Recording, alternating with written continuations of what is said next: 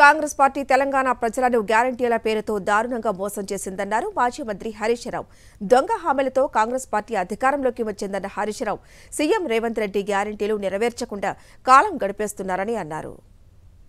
రైతు బంధు మాయం, కళ్యాణ లక్ష్మి మాయం, కేసీఆర్ కిట్టు మాయం, 24 గంటల కరెంటు మాయం అన్ని ఆగం చేస్తా ఉన్నారు. ఇవాళ ఇచ్చే కళ్యాణ లక్ష్మి చెక్కు కూడా టైం మీద వస్తలేదు. నేను మొన్న ఎక్కడో సవాల్ చేసిన, అయ్యా రేవంత్ రెడ్డి, ఇప్పుడు ఆయన కొత్త కథ పెట్టిండి, కొత్త రాగం. ఎప్పుడైనా టీవీ చూస్తే ఏం కనబడ్డాయి? అయితే తిట్లు, లేకపోతే దేవుని మీద ఓట్లు. రెడ్డిల గురించి మాట్లాడతలేడు, ఒకటే రుణమాఫీ మాట్లాడుతుండు. అంటే 6 గ్యారంటీలు అంటే అవ్వదాతలకు 4,000 పెడతా, అక్క చెల్లెలకు 2,500 పెడతా, మా నిరుద్యోగ యువతకు 4,000 పెడతా, తులం బంగారం ఇయ్యా అని చెప్పకనే చెప్తుంది కదా. ఈ పుణ్యాత్మునికి ఇంకా ఓటు వేయాలన్నా మనం?